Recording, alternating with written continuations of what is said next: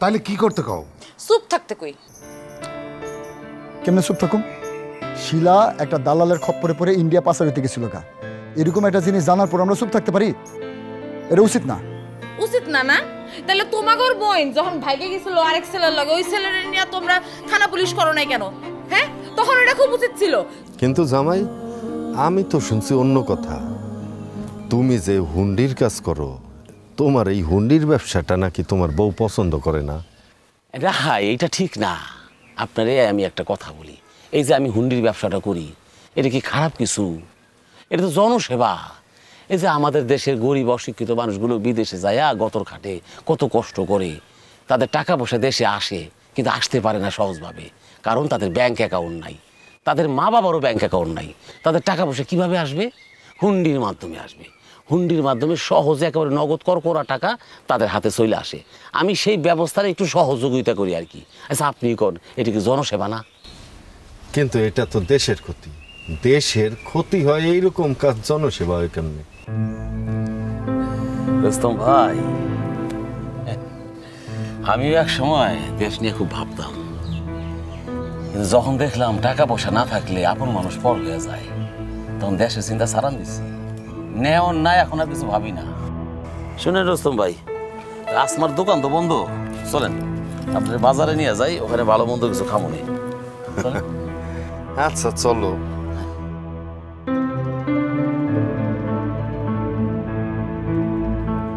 মিন্টু, এই মিন্টু, আরে তাড়াতাড়ি বাইরে না রে ভাই। এই যে ভাই আয় পড়ছি, চলো চলো চলো চলো। দেরি করলে আচ্ছা চলো। দুই ভাই মিলে কই যেতেছো? আরে থানায় যেতেছি, ঘটনাটা পুরো বিস্তারিত পুলিশে জানার এখন দরকার না।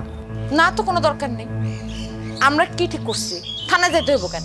আমরা না সবাই মিলে ঠিক করলাম যে এই বিষয়টা ঘরের মধ্যেই থাকবো, পুলিশ থানা কোনো কিছু জানাজানি হইব না।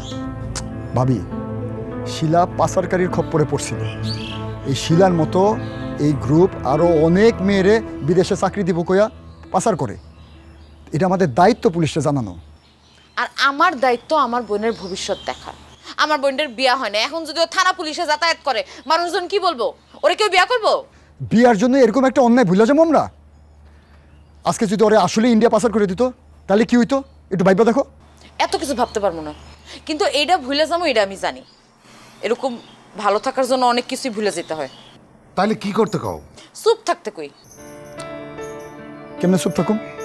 শিলা একটা দালালের খপ্পরে পড়ে ইন্ডিয়া পাচার হইতে গেছিল গা।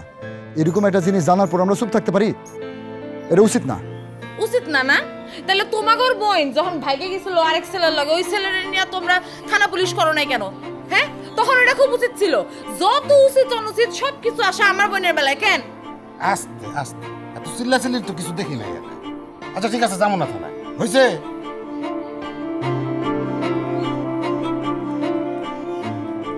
যাবে না থানায়? তোর